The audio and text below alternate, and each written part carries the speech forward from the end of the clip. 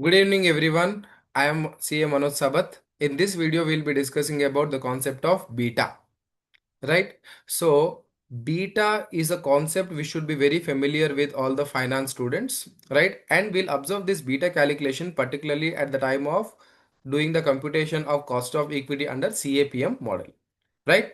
So listen, first we'll discuss the meaning of beta.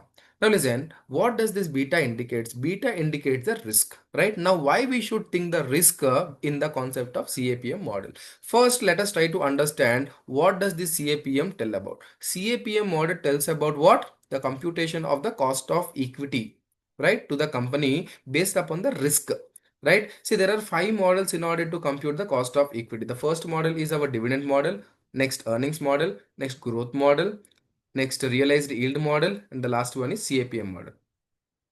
Now, in the CAPM model, we compute the cost of equity from the investor's perspective, right? Means in all the five models, we compute from the investor's perspective.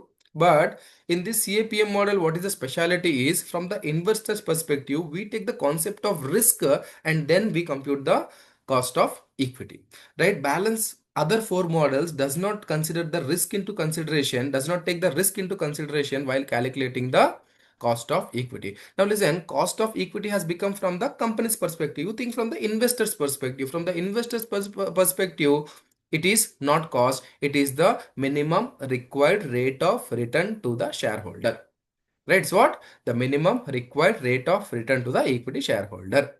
Right? Now this computation is entirely based upon the level of risk that the equity shareholder is experiencing whenever he's investing in a particular share. Right? Now in our financial management, the thumb rule is higher the risk, high return, low risk, low return, no risk, risk free rate of return. Right? How? For example, say I do the investment in fixed deposit, or I purchase a government security, government bond, or T-bill, treasury bill, right? Or this sovereign gold bonds. Do you think that am I experiencing any risk? No, risk is zero. But still, am I earning certain return? Yes, which is called as the risk-free rate of return.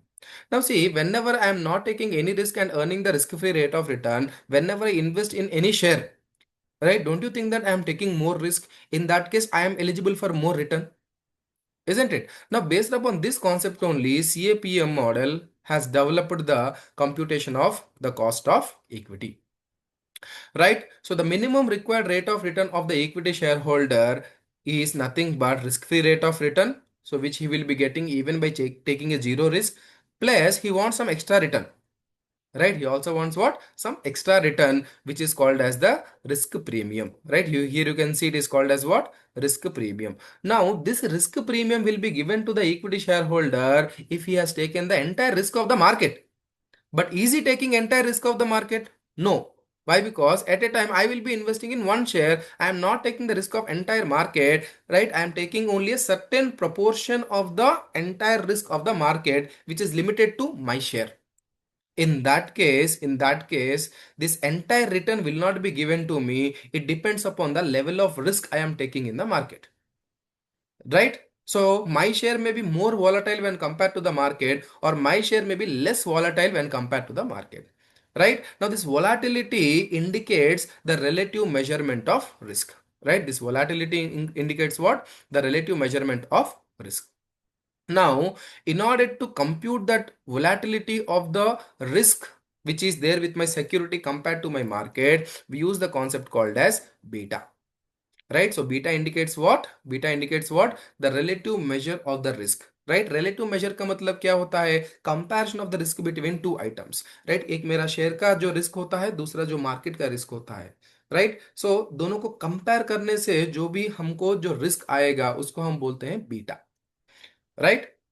Now, how beta is computed? Beta is computed based upon the standard deviation, which is a measurement of risk. So we take the standard deviation of the security divided by the standard deviation of the market into the correlation coefficient. Correlation coefficient क्या होता है कि it denotes the co-movement, मतलब आपका जो share है और आपका जो मार्केट है कैसे मूव होता है, right? How each one of them are moving with compared to another one. That co-movement is explained by the correlation coefficient, right?